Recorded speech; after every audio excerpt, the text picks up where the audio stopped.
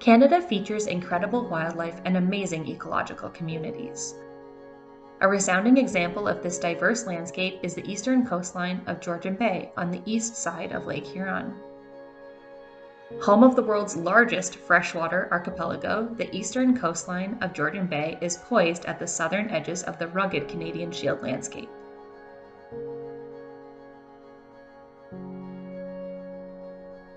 The characteristic windswept pines, sunset pink rock shorelines, and islands are widely known, but the area is also home to features such as coastal wetlands, beaches, and forests. There is far less human disturbance than in many other places.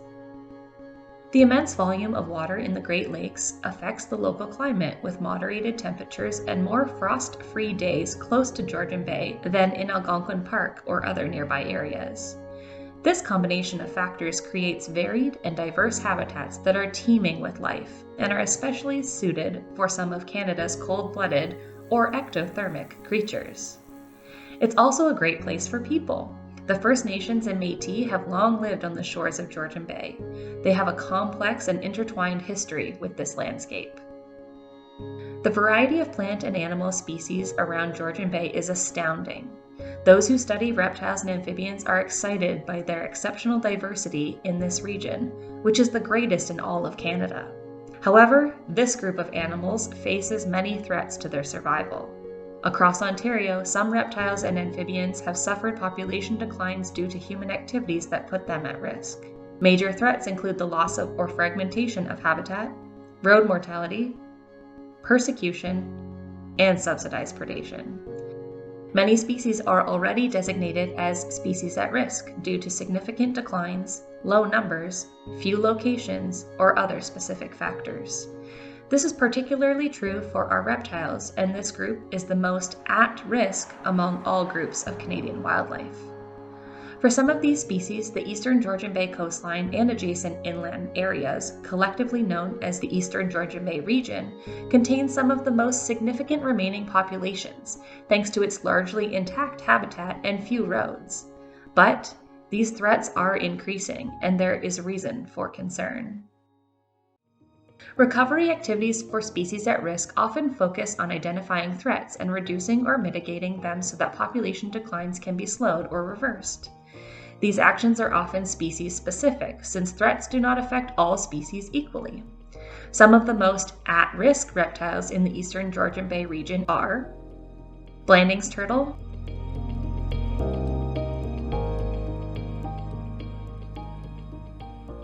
Spotted Turtle, Eastern Musk Turtle,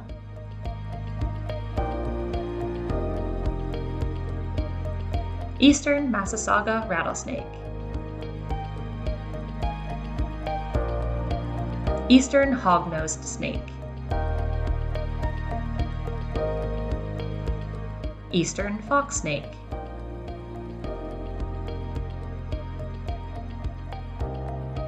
These 6 species are the main focus of recovery activities funded through the Eastern Georgian Bay Initiative, managed by Ganawinim Mishkiki. The Blandings Turtle. Currently, all 8 of Ontario's turtle species are designated as at risk.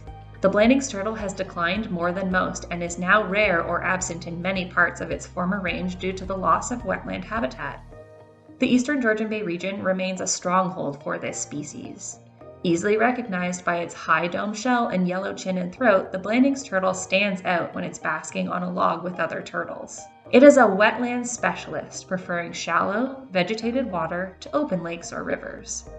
It is also the most terrestrial turtle in the region and can be found walking across rock barrens or along roadsides, particularly during nesting season in the late spring. It is well adapted to be on land, with a hinge on its lower shell, the plastron, that enables it to close around its head for extra protection. The patterning on the plastron is also unique to individual turtles, so it can be used to identify individuals to monitor their movements and count their numbers. Over the course of a Blandings turtle's long life, only a few of their offspring survive to adulthood. As a result, each one that does survive is precious to the population. This is a common theme in turtle conservation. The adults depend on their shells to protect them so they can live a long time, long enough that their low reproductive success can still replace them. It's a strategy that worked well for about 100 million years, but has run into problems in the last century because their shells can't protect them from cars. The increased death rate of adult turtles on our roads is unsustainable and is currently the greatest threat to turtles in the eastern Georgian Bay region, especially the Blandings turtle. Spotted turtle. The spotted turtle is the most at-risk turtle species in the eastern Georgian Bay region. This endangered species can be easily identified by its small size and yellow polka dots on its black carapace or upper shell. Habitat loss has been a tremendous threat to this species. These turtles rarely stray from the bogs and fens they inhabit, and historically these small wetlands were often drained or filled in other regions. The intact wetlands of the eastern Georgian Bay region have provided a refuge, though habitat loss remains a concern in the area. Another significant threat stands out for this species: the removal of individuals from the wild to be kept or sold as pets. Due to their small size and pretty colors, some people may take home these turtles. Even worse, they may be targeted for collection and sale. For the population, this is the same as if the individuals were hit by cars. The loss of breeding adults is unsustainable. Since spotted turtle populations are often very small to begin with, taking even a few have a major effect.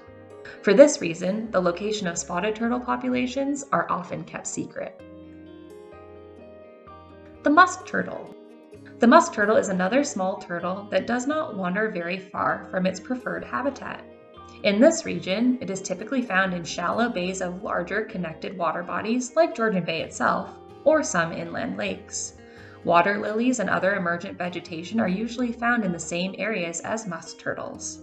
This greenish-black turtle has a high dome carapace without any other colors, but it does have a pair of light stripes on the head. It has a very long neck and will often attempt to bite if handled, leading people to mistake it for a snapping turtle, which is a much larger and more widespread species. Snapping turtles have a long tail and musk turtles have a tiny tail, so it's easy to distinguish between them once you know what to look for. They also have a smelly musk as a defense, which gives them their name. They're sometimes called stinkpot turtles because of this. Habitat loss, road mortality, and collection are all threats to musk turtle populations, though less so than they are for Blandings turtles and spotted turtles. The eastern Massasauga rattlesnake. The eastern Massasauga rattlesnake is a thick-bodied snake, occasionally reaching nearly a meter in length. It is most easily identified by the rattle on its tail. This rattle can occasionally break off, so the absence of a rattle does not indicate a snake is not a Massasauga. It may also be identified by the gray, brown, or black saddle-shaped blotches along its body that may resemble bow ties or butterflies. The eastern Georgian Bay coastline is a stronghold for this threatened species thanks to the relatively undisturbed habitat and reduced human impact compared to other places it can be found.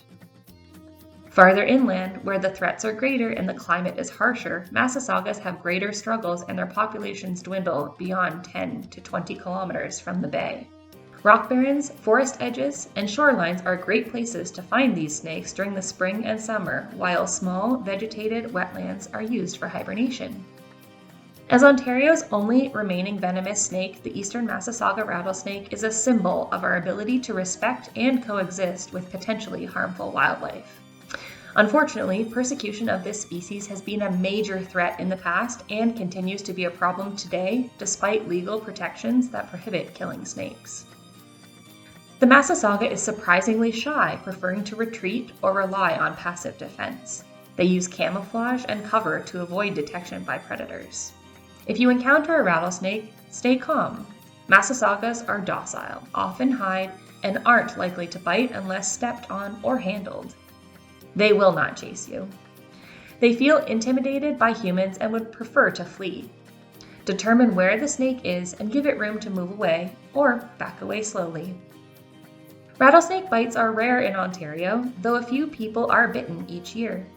No human fatalities have occurred in Canada for over 50 years. There are only 2 known fatalities before that, and both victims did not receive appropriate medical treatment.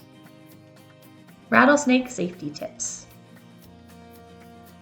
If visiting the area, be aware of your surroundings and learn to identify these snakes. Avoid risky behavior like picking them up. The most common place people are bitten is on the foot or ankle. Wear closed-toed boots or shoes and long pants when walking in areas that may have rattlesnakes. Watch where you put your hands and feet and carry a flashlight at night. If you are bitten by a rattlesnake, stay calm and go to the hospital. Remove jewelry or anything tight from the bitten limb and avoid movement as much as possible. Do not attempt to apply a tourniquet or anything tight. Do not cut or apply suction to the wound. Do not apply ice. Do not take any pain medicine containing aspirin or ibuprofen. These methods are ineffective and harmful. Keep your pets on a leash. Curious pets are more likely to be bitten than people. If a pet is bitten, seek veterinary attention promptly. There is a 24-hour veterinary emergency hospital in Barrie. The eastern foxsnake.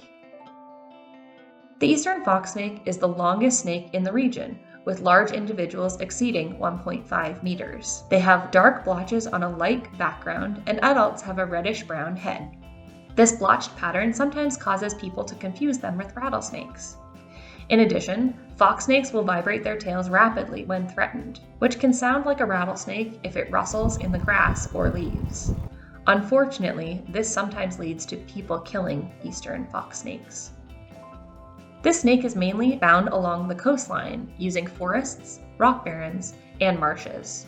While you may find one moving along the ground, this species is also an adept climber, using its muscular body to climb and forage for food up in a tree. They are proficient swimmers, often swimming between islands in the cold, open water of Georgian Bay.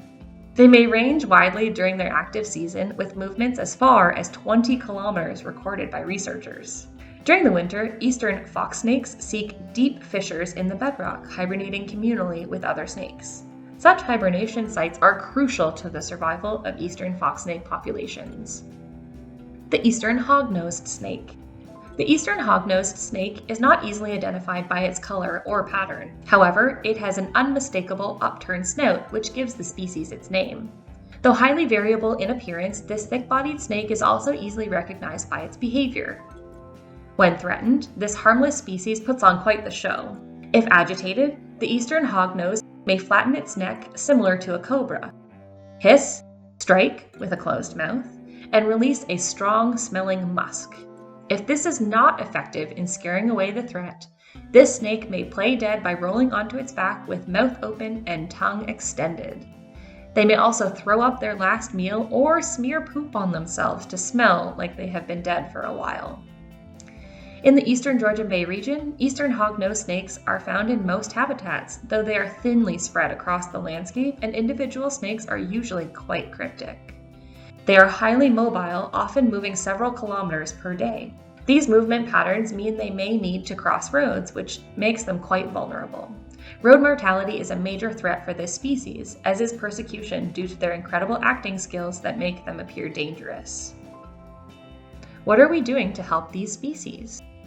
Many people and organizations are involved in efforts to help wildlife reduce threats, slow or reverse population declines, and conserve rare species. Land trusts, such as the Nature Conservancy of Canada or the Georgian Bay Land Trust, buy land to conserve it for future. National organizations, such as the Canadian Wildlife Federation, or regional organizations, such as the Georgian Bay Biosphere, engage in various projects across our landscape. Government agencies play a role in developing recovery strategies for species at risk, funding conservation projects, and regulating harmful activities. Some groups focus on specific issues such as water quality or invasive species. Others focus on specific animals like wolves or groups of animals such as birds. Species at risk, especially those that are endangered, tend to get a lot of attention and effort, though common species also deserve our assistance to help prevent them from declining. Ganawanim mishkiki now plays an important role in species at risk conservation efforts in the Georgian Bay region, with a specific focus on the species affected by the Henvey Inlet Wind Energy Center. Most of these species have been highlighted in this video. Ganawanim mishkiki supports projects which help to conserve these species and engage communities with their conservation through their Eastern Georgian Bay Initiative funding. Our efforts focus on reptiles and amphibians, especially in the Georgian Bay watershed. And we are fortunate to have been supported by Ganawanim mishkiki for our 2 large projects for turtle and snake conservation.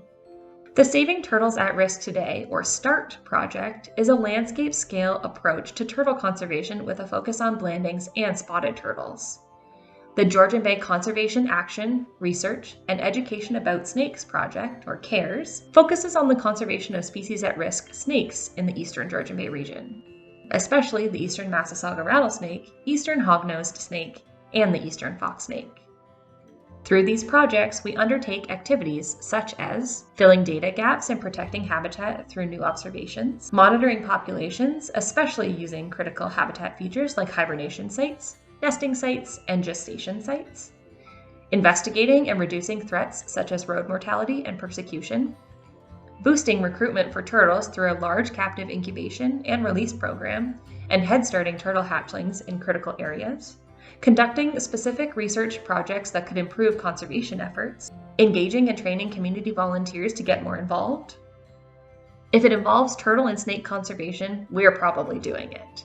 Our team is out surveying natural habitats and along roads, searching for turtles and snakes, collecting data, and responding to reports to our reptile hotline. We are in the field from April until October, so keep an eye out for our staff and volunteers. If you would like to get involved with species at risk conservation, here are some things you can do. Call or text our reptile hotline at 705-955-4284 if you see reptiles in the region, whether they are alive or dead, injured, laying eggs, or just passing through. These observations can be very helpful and may contribute to habitat protection as well. In some cases, we may dispatch a field team to the location to collect data and do more to help with whatever the situation is. Sign up for our community volunteer training program. Then, you can do some of these activities within the scope of your training under our guidance and permits. It's easy, and the training can be done in person or virtually. Contact other organizations in the region to see how you can help with their efforts. Use apps like iNaturalist to report species, especially the locations of invasive species, as many organizations use this data to guide their efforts. Remember that for reptiles, contacting our hotline means that more can be done than just putting a dot on a map. Our data is also sent to iNaturalist each year so that others can use it. If you're a landowner, check out the stewardship programs and financial support offered by various organizations to help you conserve species at risk on your own property. Watch for turtles, snakes, and other wildlife on the road. If it's safe to do so, pull over and escort them to safety. Leave wild animals in the wild and don't hurt them. Make sure other people know to do this. Report illegal activity regarding wildlife to 1-877-TIPS-MNR. Thanks for watching. We hope you enjoyed the Georgian Bay region and that you'll help to conserve species at risk.